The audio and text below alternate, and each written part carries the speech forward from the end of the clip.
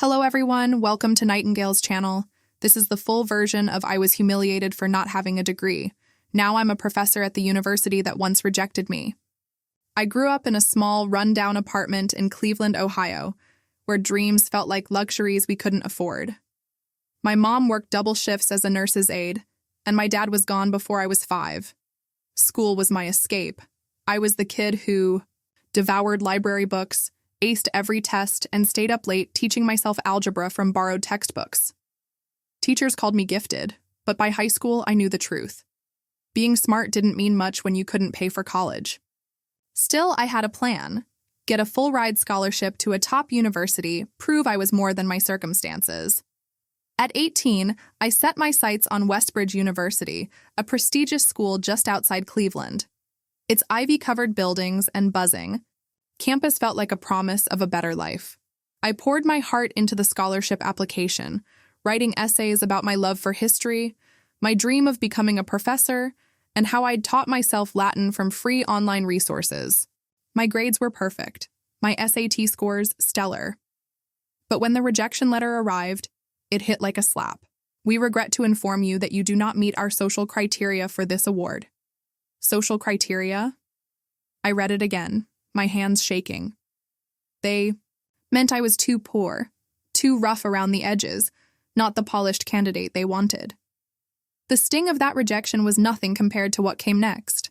I'd been dating Ryan for a year, a golden boy junior at Westbridge.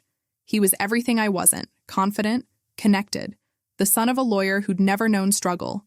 He'd cheer me on, saying, "You're smarter than half my classmates, Anna."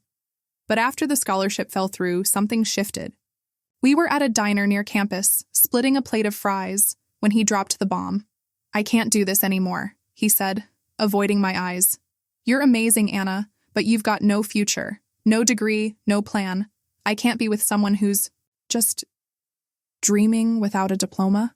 I froze, the words slicing through me. "You think I'm nothing because I didn't get into your school?" I asked, my voice trembling. He shrugged, cold as stone. "It's not about feelings. It's about reality. You're not going anywhere, and I need someone who can keep up." He left me with the check and a shattered heart. I sat there staring at the greasy table, feeling like the world had labeled me worthless. That night, I walked home through Cleveland's chilly streets, the rejection letter crumpled in my pocket. My tiny bedroom, with its peeling paint and secondhand desk, felt like a cage. I sank to the floor, tears streaming, and read the letter again. Not enough. Ryan's words echoed, "No future." Everyone seemed to agree. Westbridge, Ryan, the world. I wasn't good enough. But as I sat there, something sparked inside me. A fire, small but fierce, burned through the pain. They could reject me, belittle me, leave me, but they couldn't stop me. I stood up, wiped my face, and grabbed my ancient laptop. If Westbridge wouldn't open its doors, I'd find another way. Free online courses, library books, late-night study sessions, whatever. I wasn't going to beg for their approval. I'd earn it my way. As I opened a browser tab and typed free history courses, my jaw set. "You think I'm nothing?" I whispered to the empty room. "Watch me." The road ahead was blurry, but I saw the first step: learn relentlessly. Ryan thought a degree defined me. Westbridge thought I didn't belong. They were wrong. I'd build my own future, brick by brick, and one day, I'd come back, not to prove them wrong, but to show myself right. The tears dried, and my eyes gleamed with defiance. This wasn't the end of my story. It was the beginning. The rejection from Westbridge and Ryan's betrayal left me reeling, but I didn't have the luxury of falling apart. My mom was still pulling double shifts, and our Cleveland apartment wasn't going to pay for itself. At 18, I was on my own, with $200 in savings and a high school diploma that felt like a consolation prize. But I had something else. A stubborn streak and a hunger to prove I was more than not enough. If the world wouldn't give me a seat at the table, I'd build my own. I took 2 jobs to survive. Nights, I waited tables at a 24-hour diner off Euclid Avenue, serving truckers and insomniacs for tips that barely covered bus fare. Weekends, I cleaned offices downtown, scrubbing floors while the city slept. Every dollar went to rent, groceries, and a cheap prepaid phone plan, my lifeline to the internet. By day, I became a student of a different kind, one who didn't need a campus. Free online courses, MOOCs from platforms like Coursera and edX, became my classroom. I started with history, my passion, diving into lectures on the Roman Empire and the American Revolution, scribbling notes in dollar store notebooks. Sleep was a luxury I couldn't afford. After diner shifts, I'd sit at my wobbly kitchen table, a flickering lamp my only company, chugging instant coffee that tasted like regret. My laptop, a refurbished clunker, whirred like it was begging for mercy. I taught myself academic writing from YouTube tutorials, learned basic French to read primary sources, and even tackled statistics to understand research methods. It was grueling. Some nights I'd nod off mid-lecture, waking to find my face on the keyboard. But every lesson, every quiz, felt like a brick in the foundation I was building. I started sharing my work online, posting short essays on history forums and open-access journals. My first piece, a 500-word analysis of women's roles in the French Revolution, got 20 views. I was thrilled. I kept writing, refining, learning how to cite sources like a scholar. Slowly, people noticed. A retired professor commented, "Sharp. Analysis, but tighten your thesis." I took the feedback, rewrote, and posted again. By my 19th birthday, my posts were getting hundreds of views, even sparking debates among grad students. It felt like I was sneaking into the academic world through a backdoor. The real breakthrough came a year later. I'd submitted a longer paper to an open-access history journal, a 3,000-word piece on trade networks in colonial America. I wrote it between shifts, fueled by caffeine and defiance. To my shock, it was accepted. A week later, I got an email from Dr. Helen Moreau, a history professor at a university in Montreal. "Your work shows promise," she wrote. "Have you considered graduate study? Our department offers partial scholarships for non-traditional students." I stared at the screen, tears welling. Someone saw me. Not the diner waitress, not the rejected kid, but the scholar I was becoming. The scholarship wasn't a full ride, but it was a chance. Montreal was far, the costs daunting. I'd need to save for a year, keep working, keep studying. Most people would have called it impossible. 2 jobs, self-study, and now a move across borders. But I wasn't most people. Ryan's words still stung. "You've got no future." Westbridge's rejection still burned. Not enough. They were wrong, and I was proving it, one sleepless night at a time. I printed Dr. Moreau's email and taped it above my desk, next to my mom's old photo of me at a spelling bee, grinning like I could conquer the world. That girl was still in me, and she was fighting. As I closed my laptop after another 3 a.m. study session, I whispered to the empty room, "This is just the start." The darkness around me wasn't a cage anymore. It was a forge, shaping me into someone unstoppable. Montreal was waiting, and I was ready to walk toward it, step by gritty step. Leaving Cleveland for Montreal at 20 felt like stepping off a cliff. The partial scholarship from Dr. Moreau covered half my tuition for a master's in history, but the rest, flights, rent, food, was on me. I'd saved $4,000 from a year of waitressing and cleaning, barely enough to survive. My mom hugged me at the bus station, slipping me her last $50. "You're my fighter," she whispered. I boarded the Greyhound with a suitcase, my ancient laptop, and a fire in my chest. Westbridge. And Ryan had called me worthless. I was about to show them what worthless could do. Montreal was a shock. Freezing winters, a language I barely spoke, and classmates who'd gone to elite schools. I rented a closet-sized room in a shared apartment, surviving on instant noodles and free campus coffee. To pay bills, I worked nights at a diner near McGill University, serving poutine to drunk students. Days, I was in the library, racing to keep up with grad-level coursework. My first seminar, I felt like an imposter, surrounded by kids who tossed around terms like historiography with ease. But I listened, took furious notes, and studied until my eyes burned. I wasn't here to blend in. I was here to stand out. Dr. Moreau became my lifeline. She saw my hunger and pushed me harder, critiquing my papers with red ink that felt like a gift. You're raw but brilliant, she'd say. Polish your edges. I did. My first semester, I pulled a 3.8 GPA, juggling 20-hour work weeks and a thesis on transatlantic trade in the 18th century. By year 2, I was presenting at local conferences, my voice shaky, but my research solid. Classmates started asking me for feedback. One professor, Dr. Klein, pulled me aside after a seminar. You're not like the others, he said. You've got grit. That's rare. I clung to those words on nights when exhaustion threatened to win. The breakthrough came in my final master's year. My thesis, a 120-page study on women's economic roles in colonial ports, won the department's top award. I stood on a stage in a borrowed blazer, accepting a plaque as the audience clapped. I wasn't just surviving anymore. I was thriving. Dr. Moreau nominated me for a PhD program at the same university, and I got in with full funding. You're going to change the field, she told me. I believed her. The PhD was brutal. 4 years of teaching undergrads, publishing papers, and presenting at international conferences. I published 3 articles in top journals, 1 translated into French and Spanish. At 25, I spoke at a history conference in London, my name on the program next to Oxford and Harvard scholars. The girl who'd been rejected by Westbridge was now a rising star. I still worked side gigs, tutoring, editing, to afford small comforts, like a used coat for Montreal's winters. But every sacrifice felt worth it when I saw my work cited online or heard a student say, "Your class made me love history."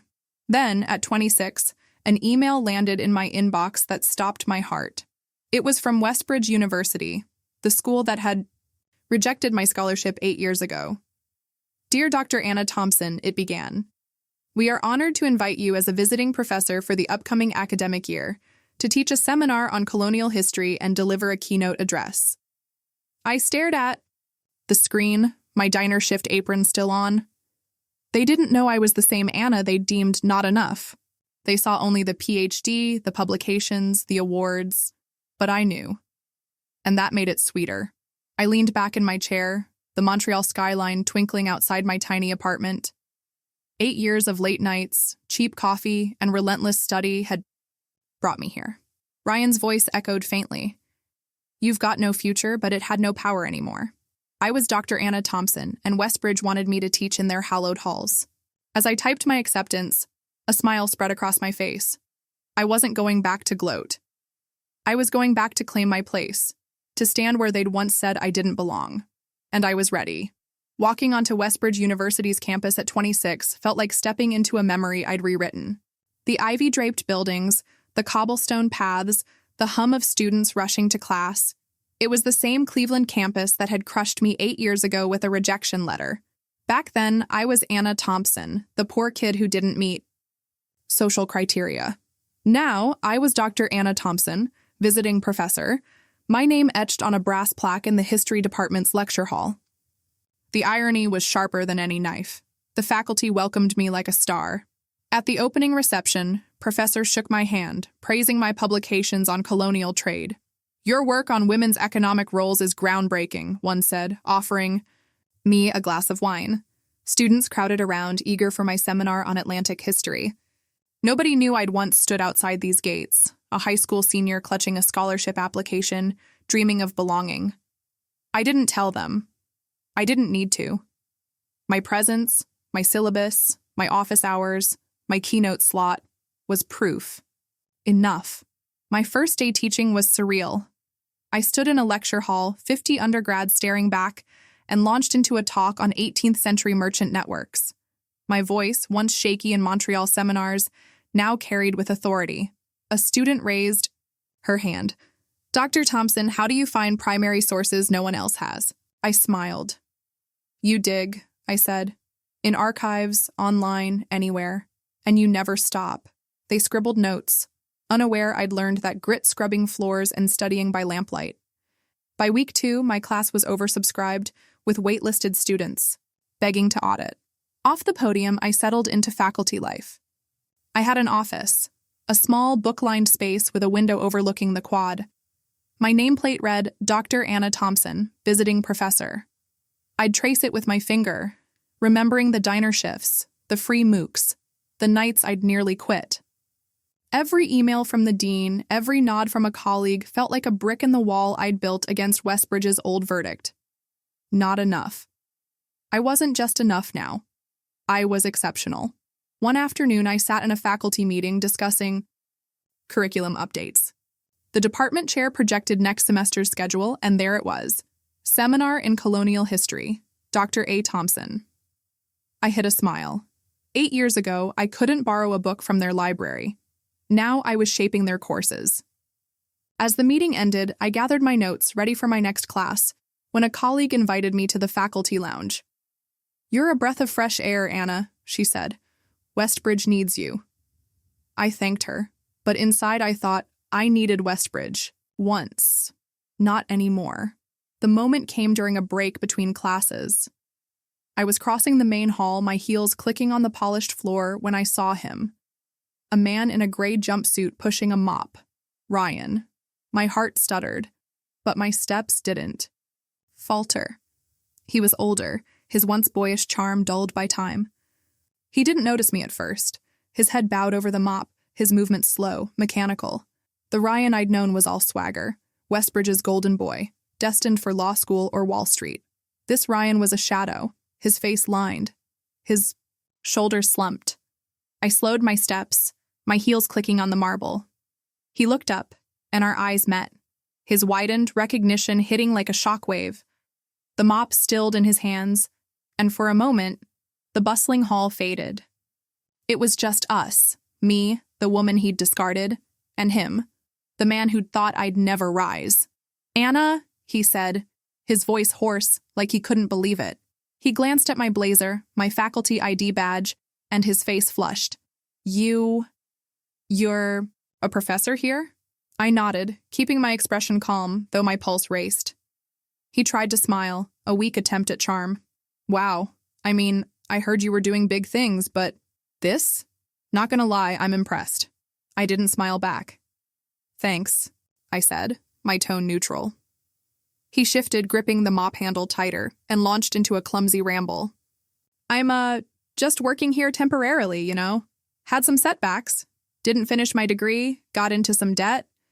But I'm figuring it out, saving up, maybe going back to school." His words trailed off, and he forced a laugh, like we were old friends catching up. But we weren't friends. We never had been. I let the silence stretch, watching him squirm. Then I spoke, my voice steady, cutting through his facade. "Do you remember what you said to me at that diner 8 years ago?" His face froze, the fake grin vanishing. "You told me I wasn't worth your time because I didn't have a degree. You said I had no future, that I couldn't keep up with you." I tilted my head, my gaze unflinching. "Do you remember that, Ryan?" He looked away, his jaw tight, and mumbled, I was young, Anna. I didn't mean it like that." But his eyes betrayed him. Guilt, shame, and something else. Fear. He knew exactly what he'd done. I stepped closer, my voice low but firm. "You meant it. You thought I was nothing. But here I am, teaching at the school that rejected me, while you're mopping its floors. Life's funny, isn't it?" He flinched, unable to meet my eyes. The hallway was quiet now, students passing at a distance, unaware of the drama unfolding. I could have twisted the knife, mocked him, humiliated him. But I didn't. That wasn't who I was. Instead, I straightened, adjusting my notes. "I don't hate you, Ryan," I said. "I don't even pity you. I just hope you figure out what I did. Your worth isn't where you start. It's what you do next." I turned to leave, but his voice stopped. "Me." "Anna, I'm sorry," he said, barely audible. I glanced back, seeing a man diminished, not by his job, but by his choices. "Good," I replied. "Use that." Then I walked away, my heels echoing like a drumbeat. As I reached the lecture hall, the department assistant handed me a microphone. "Ready, Dr. Thompson?" she asked. I nodded, clipping it on. The doors opened, revealing a packed room. "Ladies and gentlemen," the host announced, "please welcome Dr. Anna Thompson, our distinguished guest speaker." I stepped to the podium, the weight of Ryan's apology fading. The audience waited, and I began. This was my stage, my story, my victory, not over him, but over every doubt that had ever held me back. The lecture hall at Westbridge University was packed, every seat filled with students, faculty, and local press. I stood at the podium, the microphone amplifying my voice as I shared my story, not just as Dr. Anna Thompson, visiting professor, but as Anna, the girl from Cleveland who'd been told she'd never make it. 8 years ago, I began. I applied to this very school and was rejected. I was told I didn't belong. My boyfriend at the time said I had no future without a degree. I could have believed them, but I didn't. The room was silent, hanging on my words. I told them about the diner shifts, the late-night mooks, the move to Montreal on a shoestring budget. I spoke of scrubbing floors to pay for books, of writing, papers between exhaustion and hope, of earning a PhD through sheer will. I didn't have a head start, I said. I had setbacks, poverty, rejection, doubt, but I had something stronger, the refusal to stand still. The audience erupted in applause, some standing, their cheers washing over me like a wave. I glanced at the back of the room and saw Ryan, half hidden by the crowd, his face unreadable. He was there, watching, but he no longer mattered. The speech went viral. Clips circulated on X, with headlines like "From Rejection to Professor," Anna Thompson's epic comeback. My Westbridge keynote trended, amassing millions of views on YouTube. Newspapers called me the scholar who defied the odds, a symbol for anyone told they weren't enough. But the messages that meant the most came from strangers, high schoolers, single moms, immigrants who wrote, "Your story gave me hope."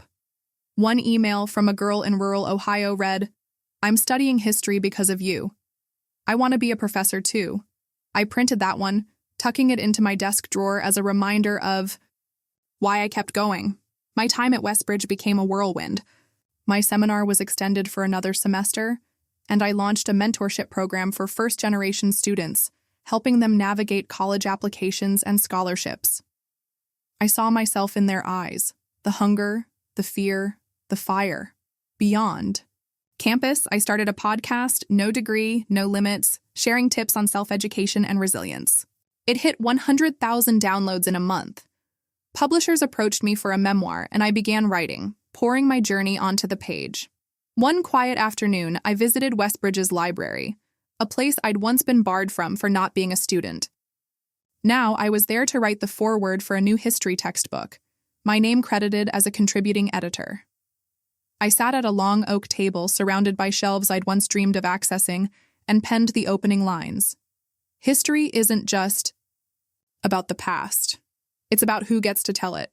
I was told I didn't belong in these halls, but I'm here, writing for those who are still fighting to be seen. As I signed my name, a librarian smiled. "Dr. Thompson, you're an inspiration." I thanked her, but inside I thought, I'm just Anna, and that's enough. Ryan faded into the background. I heard he'd quit his janitor job, maybe moved away. I didn't care. His regret, his presence, his apology, they were irrelevant. My victory wasn't in outshining him. It was in outgrowing the doubts he'd planted. I'd answered his words, "You've got no future," not with bitterness, but with results. As my semester at Westbridge ended, I stood on the quad, the spring sun warming my face. Students waved, calling, "See you next term, Dr. Thompson." I waved back, my briefcase heavy with papers to grade.